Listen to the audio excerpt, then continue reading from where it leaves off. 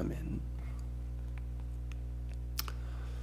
마침내 성벽 재건 공사가 마무리되어 성문들의 문짝을 달았고 느헤미야는 그 성문을 지키는 문지기들을 세우고 노래하는 자들과 레위 사람들도 세웠습니다.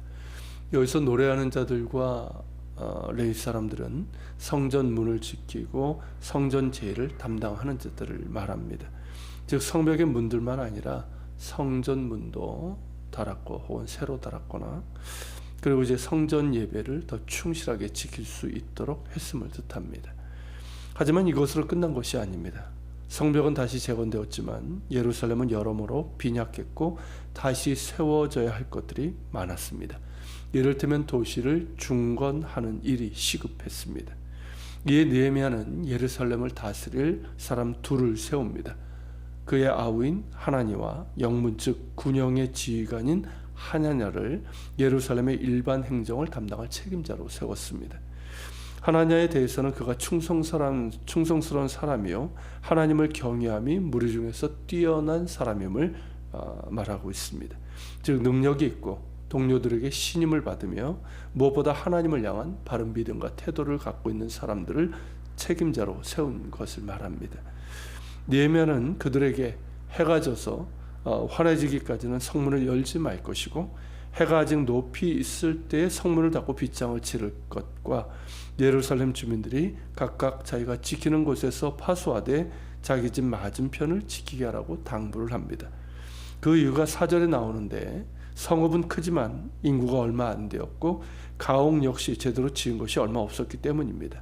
성을 지키기에 충분한 인구도 주민들의 가옥도 부족했기 때문에 그리 당부를 한 것이죠. 사실 예루살렘의 주민 수가 적은 것은 그로 인해서 발생할 수 있는 안전 문제와 직결될 수 있기 때문에 중요한 문제였습니다.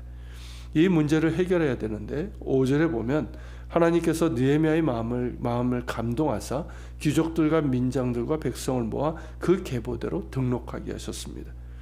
그때에 처음으로 돌아온 자들 즉 바벨론으로 돌아온 1차 귀환자들의 계보를 느헤미야가 얻게 됩니다. 1절부터가 1차 귀환자들의 계보인데 이는 에스라 2장에 있는 계보와 같습니다. 이 계보가 중요한 것은 이를 토대로 백성들을 다시 예루살렘으로 이주하여 살 것을 권면할 수 있었기 때문입니다. 1차 귀환자들은 포로로 끌려간 지 70년 만에 고토로 돌아간다는 설레는 마음과 성전 재건의 사명과 비전을 품고 예루살렘에 왔습니다. 하지만 현실은 그들을 당황하게 했고 두려움과 삶의 염려, 걱정으로 몰아넣었습니다. 적들의 집요한 방해로 성전 건축은 무한정 미루어졌고 폐허가 되어 버린 땅에서 살아가는 일도 힘에 벅찼습니다. 예루살렘은 적들의 시선이 집중되어 더더욱 위험했기 때문에 귀환자들의 많은 이들이 예루살렘을 떠나 유다 땅의 다른 곳에 흩어져 살았습니다. 귀환한 지도 이미 90년이 넘었습니다. 1차 귀환자들의 상당수는 이미 세상을 떠났고 그 자손들이 살고 있었습니다. 아무래도 1차 귀환자들, 그 귀환 1세대에 비해서 열정이나 비전, 사명감이 떨어질 수밖에 없을 것입니다. 그리고 이들이 성벽 재건 사업에는 참여를 했지만 그들이 사는 곳은 여전히 예루살렘 밖이었습니다. 다시 돌아가면 그들의 관심은 먹고 사는 문제가 될 것이 뻔합니다. 몸이 멀어지면 마음도 멀어진다고 이들이 그랬을 겁니다. 첫 세대들의 사명과 비전과 열정과 개척 정신은 점점 식어져 버렸고 이제는 먹고 사는 문제에 함몰되어 버린 것이죠. 성벽 재건 공사에 참여하면서 잃어버렸던 그 열정이 조금은 돌아왔지만 이제 다시 그들의 집으로 돌아가면 그것마저도 사라지고 말 것입니다. 이에 느헤미야는 그들의 계보를 통해서 그들이 있어야 할 곳은 바로 예루살렘임을 말하고 다시 예루살렘으로 돌아와 성전과 그 성을 지키며 무엇보다 무너진 그 땅의 공동체를 다시 세워나갈 것을 촉구합니다. 이는 단지 귀환자들의 거주지 이동만이 아니라 그들 마음 가운데 잃어버렸던 처음 마음을 회복시켜주는 의미도 있습니다. 성전이 다시 세워지고 성벽이 재건되었다 해서 끝난 것이 아닙니다. 오히려 이제부터가 시작입니다. 무너져버린 언약 공동체의 정체성과 가치 기준과 삶의 내용을 다시 세우는 일이 절실했습니다. 느헤미야는 그 일을 하고자 했고 그것은 하나님께서 부어주신 마음이고 그에게 주신 사명이었습니다. 느헤미야는 그렇게 성벽 공사로 끝난 것이 아니라 그 이유를 바라보았습니다. 진정으로 이 백성이 안전하게 사는 것이 무엇인지를 보았습니다. 그러기에 흩어진 백성들을 다시 예루살렘으로 이주하도록 했고 그들을 포함해 모든 백성들을 모아 에스라와 함께 영적 대각성 운동을 전개하게 됩니다. 그래서 무너진 언약 공동체의 성벽을 다시 세우게 됩니다. 그렇게 느헤미야는 지금의 문제 다음의 문제를 보았고 보다 본질적이고 가장 중요한 문제가 무엇인지를 보았습니다. 성벽 재건의 대역사를 이루고 나서 성취감에 안주한 것이 아니라 하나님의 언약 공동체를 다시 세우는 일에 눈길을 돌렸던 사람입니다. 그렇게 느헤미야는 이런 영적인 통찰력과 공동체에게 동기부여를 하는 리더십을 가진 지도자였습니다. 우리 그리스도인들이 오늘날 살아가면서 필요한 영성이자 리더십이 아닐 수 없습니다.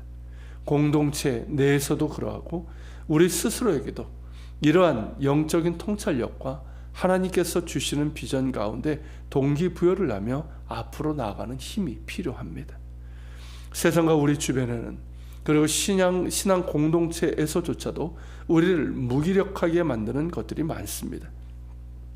그래서 우리의 관심이 그저 무엇을 먹을까, 마실까, 입을까의 문제, 곧 먹고 사는 문제, 생존의 문제, 우리 자신의 개인적인 문제에만 매몰되게 만듭니다.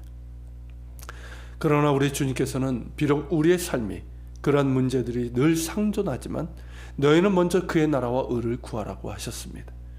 무엇보다 먼저 하나님의 나라와 의를 구하는 삶을 살라는 말씀입니다. 그래야 할 때 우리의 필요한 것도 하나님께서 채워주심을 약속하셨습니다. 그러면서 느헤미야는 무엇을 먹을까 마실까 입을까 삶의 염려와 또 주변의 적들로 인한 두려움으로 인해서 믿는 자로서의 정체성도 비전도 열정도 잃어버렸던 백성들 가운데 먼저 하나님의 나라와 의를 구한 사람이라고 할 수가 있습니다. 공동체 내부에서도 무기력과 현실과의 타협의 유혹 등과 싸워야 했고 외부의 적들과도 싸워야 했습니다. 그러나 그는 늘 하나님을 바라보며 겸손히 엎드렸고 말씀과 기도로 스스로를 무장했습니다. 그리고 계속해서 하나님의 나라와 의를 구했습니다. 그랬을 때 약속대로 이 모든 것을 하나님께서 더해 주셨고 느헤미야에게 더욱 선명한 영적 분별력과 비전과 열정을 더해 주셨습니다. 그렇다면 우리가 다시금 마음을 새롭게 하여 나아가야 할 삶의 방향은 무엇이어야 할까요?